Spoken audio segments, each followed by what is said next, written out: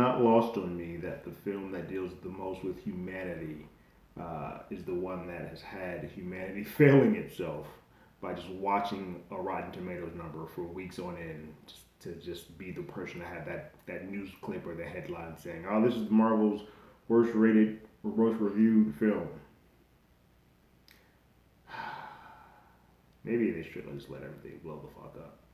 I'll give you my thoughts on Eternals right after the jump.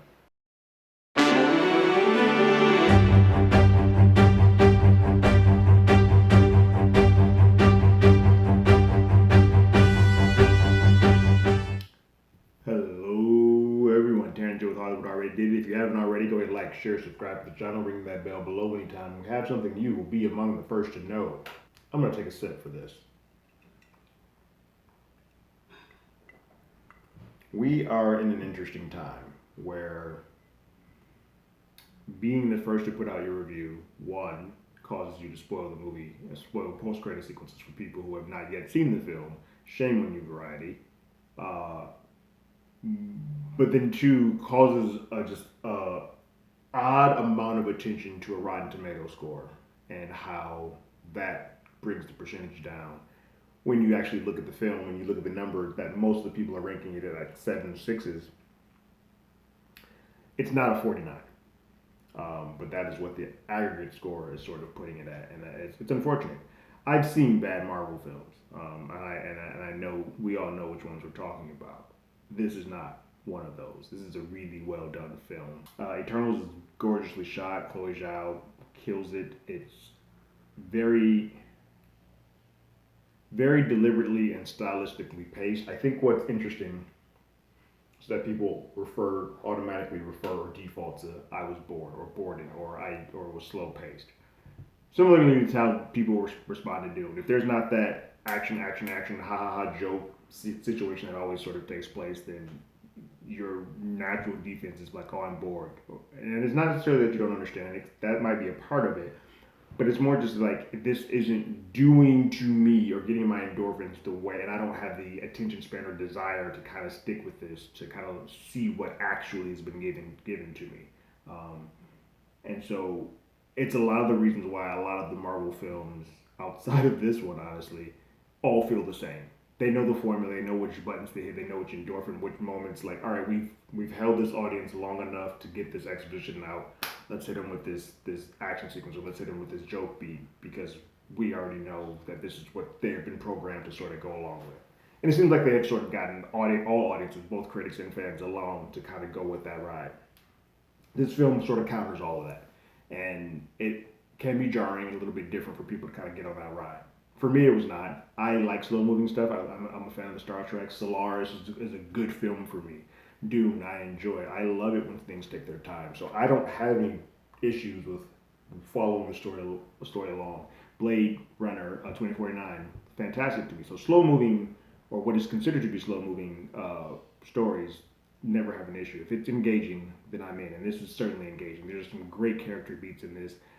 I am a sucker for any time where you put heroes in a situation where they have to question why they're heroes. And humanity is sort of at the catalyst of all of this, because these guys are here to sort of protect them, or at least that's what they think their mission is.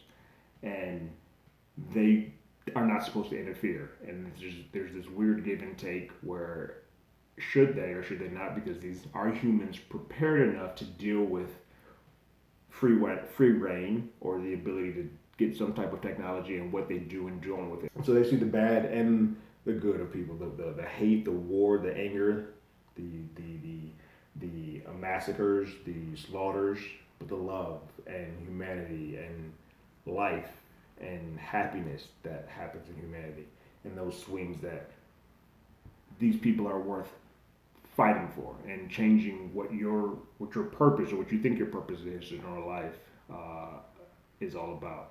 Those heady things that this talks about, that this doesn't work for everybody. Sometimes it's like, can you just make Ant-Man shrink, or make Thor grab his hammer and give me a joke?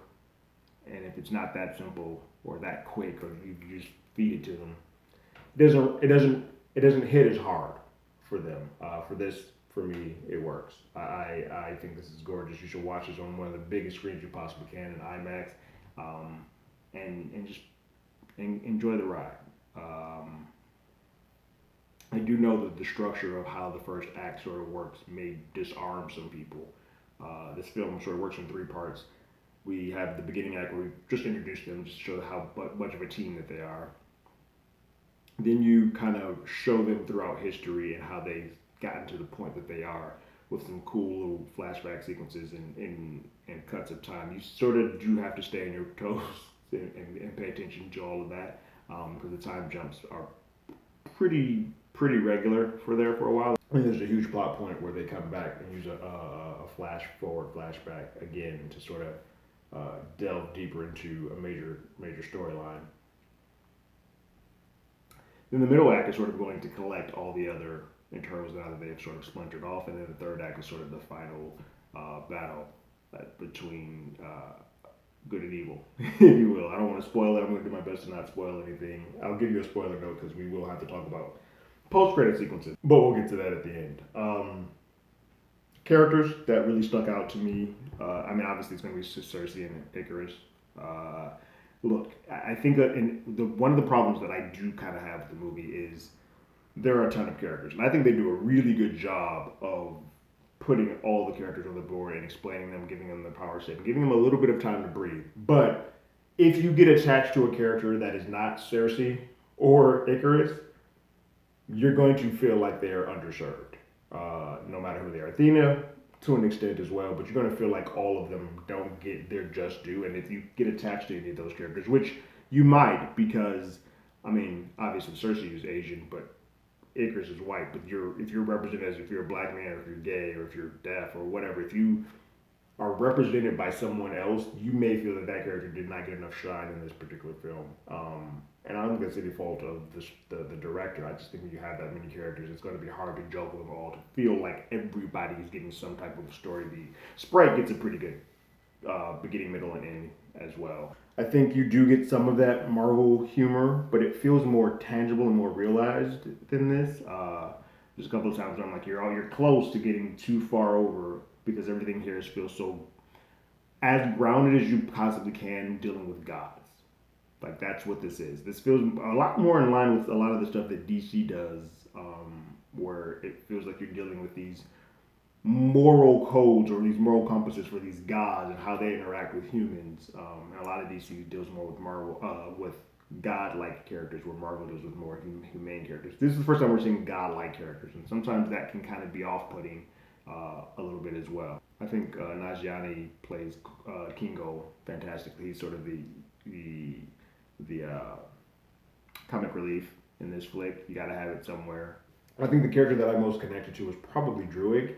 I think if you don't question things, if you just go with the status quo on all the time, you're going to end up doing things that just don't make sense to you. And I feel like I love that he always questioned everything. He's like, this doesn't, why aren't we helping these people? They're here. I can change this. We can do something about this. Let's do it. And come to find out that he may have been more onto something than not. I think this is a very ambitious, lavish. Like, there's some shots in here that are just gorgeous. Sunlight, backshot. And like, this feels like a love letter to Jack Kirby. Just a love letter to those old, probably 4 or 5 issue episode comics of that kind of get in, get out, tell their story about questioning gods and humanity and go on their own. These Eternals never really had that long of comic runs when they were out, and so this feels like it's very much a separate thing, but exists in a world that we've already sort of been playing in. It's powerful. I was never bored. The term bored, uninspired, you need caffeine, all that stuff is it's a bunch of bullshit. If you have it in your brain that you're going to be bored, you're going to be bored. But if you go in and just enjoy a film, this is going to be one of those ones that just engulfs you. It becomes this epic world, and you're like, I like spending time learning about this and being one with all of this. I love that this is probably one of the few times, I think maybe some parts of Black Widow where, like the Red Room and the way some of that shot, but this is one of the first times that it doesn't feel like I'm watching either a TV show or like in the same style of all the other Marvel movies. These worlds feel a lot more tangible. You get luscious greens, you get dry deserts, and the water. Like everything feels a lot more realized, and that's a part of Chloe's directing, but it's also a part of these characters. They exist where they see the earth and see the world as a much more beautiful thing than I think the people who are a part of it and doing their everyday human stuff. These guys see it as like this is something that I want to protect and it's gorgeous. And we end on a cliffhanger, which I don't know. The the box office so far is already tracking pretty well.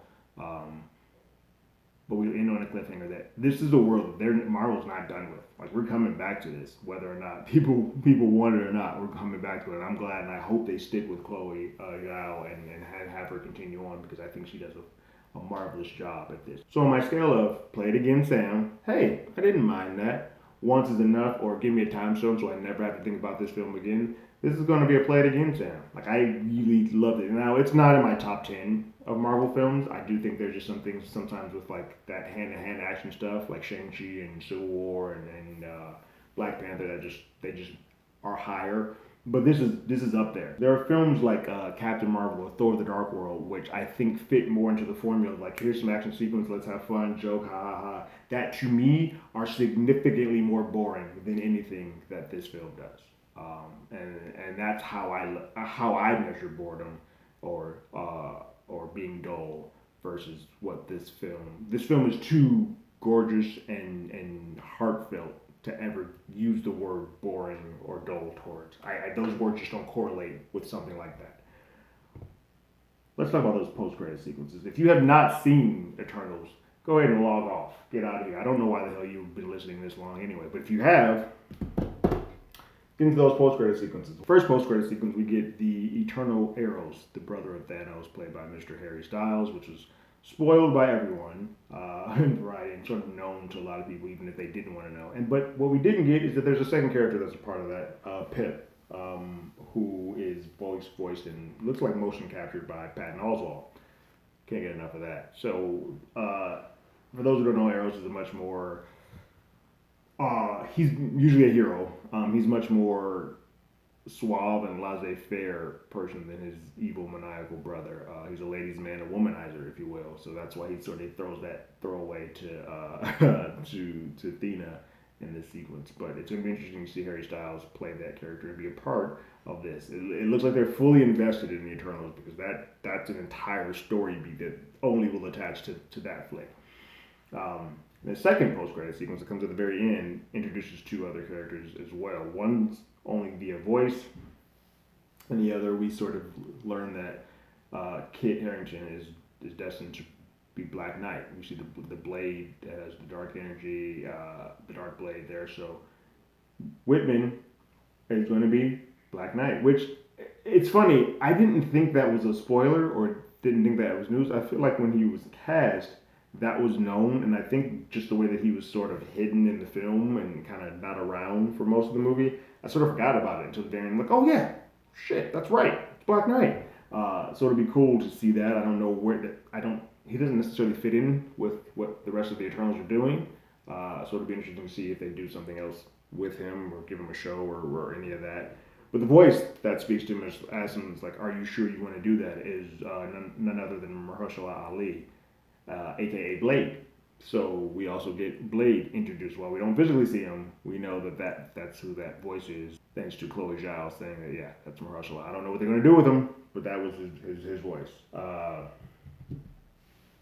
So a lot of little Easter eggs placed in the back end of this film. Some for Eternals, some for something else, and obviously you just get a hint of Blade there as well. And I know for some people they're like, oh, those are the most exciting part of the movie. It's not. They're good. They are really good, and it means a lot for introducing some characters to the future, but they don't make what the film is. I don't sit around and say this film is really good based on those post-credit sequences. But that's it. The only thing that I can really walk away outside of, I think, not giving all the characters much time, but I think that just goes to show you that I care so much about them and I want to know more about them, that's why I'm kind of like, I feel like a couple of characters are underserved, but I'm very much in this lore and want to continue on with this world. Kind of the same way I felt about after I left Dune. I feel that way after seeing this. I want to know more and spend more time in the world that they've existed in. But that's my thoughts. What did you guys think about Eternal? So leave your thoughts and comments in the comments below.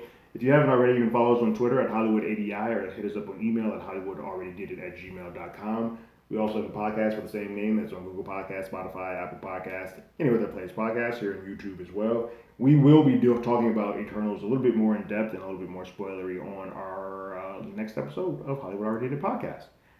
But like always, I got my ticket. You got yours.